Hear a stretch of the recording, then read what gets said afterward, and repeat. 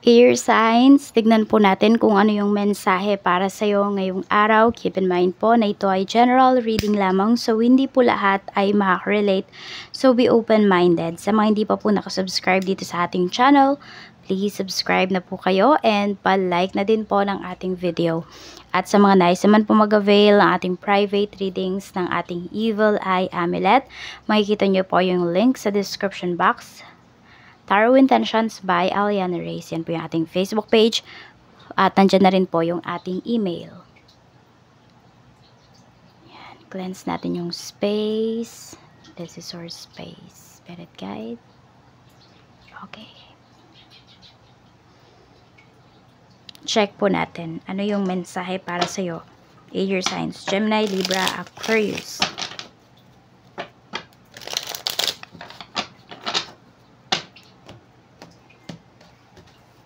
Energy, we have number 31. So, meron gustong mapag-isa. Meron po dito parang unbalance kasi yung inyong root chakra. So, may mga decisions kayo na nung umpisa, okay na okay talaga kayo.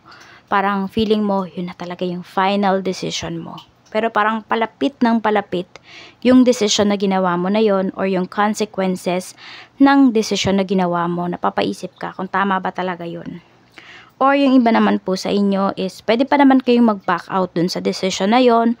Kaya lang, di nyo alam magpa-back out ba kayo or hindi. So alam mo yun, yung mga decision makings mo, parang hindi na kasi siya tumutugma sa mga nangyayari sa buhay mo. Ngayon, air sign. So, nagdadalawang isip na yung iba sa inyo or may mga tao dito na gumugulo po sa inyong isipan. The words dito sa mga decisions po na gagawin ninyo or ginawa ninyo. Tignan natin, pagdating sa family, we have number 39 and we have number 12. Okay, so di ko alam kung kayo ba ay paborito sa bahay.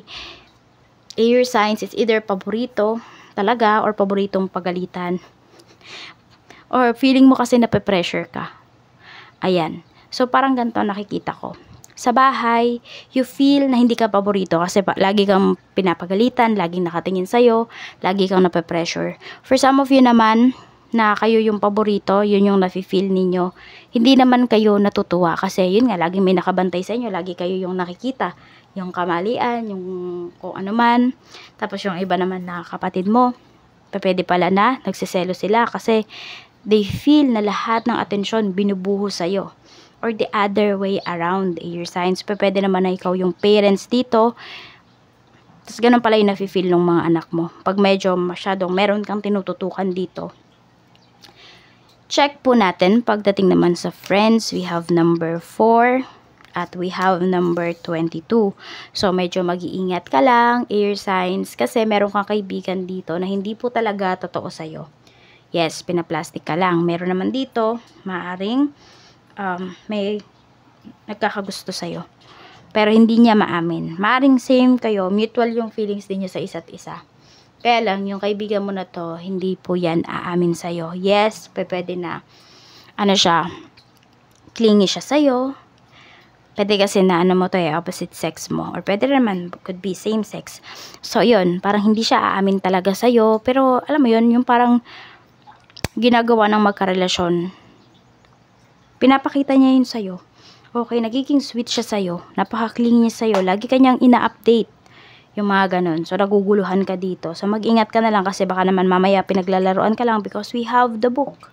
So, baka kasi alam nitong kaibigan mo yung love language mo. Alam nitong kaibigan mo kung paano ka ba niya mahuhuli. Alam niya kung paano ka paglaruan. Hindi ko alam kung kaibigan ba talaga ituring sa'yo ng taong to. Hindi. Hindi talaga kaibigan, mahal ka talaga niya. Pero yun nga, sabi ko sa'yo, hindi naman kasi yan naaamin dahil pwedeng ayaw niya masira yung friendship ninyo. It's up to you kung dederechahin mo ba siya or hindi.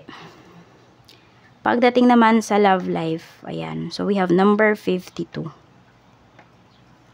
Meron tayo ditong number 45. Actually, air signs, no, maraming nagkakagusto sa'yo. Some of you nga pwedeng same sex ito. Ayan, o. Ayan po. So, yun yung pinapakita dito. May mga tao talaga dito na sobrang mahal ka. Pero may mga tao dito na natotorpe din naman talaga na sabihin yung nararamdaman nila sa'yo.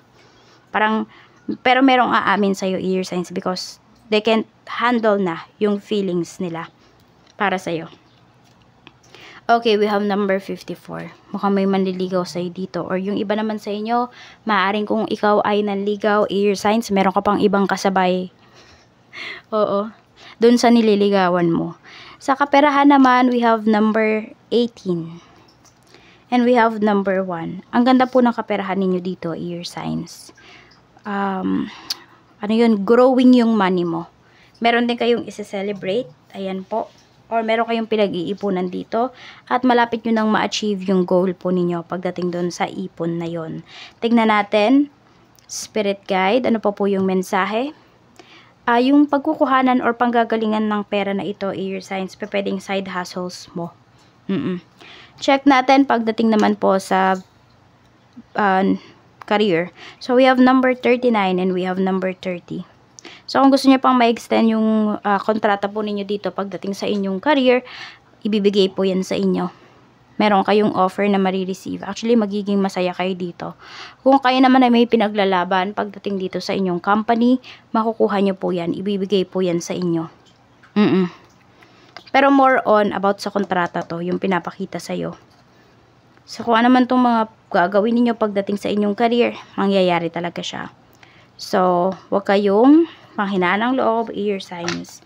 Tignan po natin sa business naman. Sa business, we have number 14 and we have number 48. Malaki po yung kikitain ng business ninyo ngayong araw na ito. Ang ganda. Yan, number 35. Pero, nakikita ko dito, maaring maaga kayong magsasara ng inyong business. Pero, kota na kaagad kayo, air signs, which is maganda. Kasi, yon kota kaagad kayo. Parang half day lang kayo dito. So, tignan po natin pagdating naman po sa reminder sa ni Universe. Spirit Guide, ano naman po yung reminder natin for air signs, Gemini, Libra, Aquarius ngayong araw. Okay, we have number 36. Yung tampuhan, okay lang daw yan. Sinasabi sa inyo ni Universe. O siguro, sinasabihan kayo dito, air signs, na huwag kayo maging masyadong matampuhin. Katulad nga dito, di ba, yung mga nasa bahay. Na yung bahay energy natin or yung family energy natin dito. So, may mga nagtatampo. So, siguro yun yung kailangan po ninyong, ano ba, yung huwag kayong maging matampuhin, huwag kayong masyadong maging sensitive. Okay? So, parang kalmahin nyo yung inyong sarili, relax. Yun po yung kailangan ninyo. Kailangan alam ninyo, air signs, kung paano kontrolin yung inyong sarili or yung inyong emosyon. Balance nyo po yung inyong root chakra. Magsuot po kayo ng mga red na color na damit. Ayan. Kumain kayo ng mga red fruits and veggies para mabalance yan. Or you can do some meditation. So, number 31, 12, 35, 39, 14, and 48. Yan po yung iyong mga lucky numbers. Maraming salamat po sa walang sawang pagsuporta ninyo dito sa aking channel. Siksik, liglig at umaapaw na blessings ang paparating para sa iyo ngayong araw na ito. Claim mo na ang positive energy, air signs by commenting on this video. Bye-bye and more blessings to come.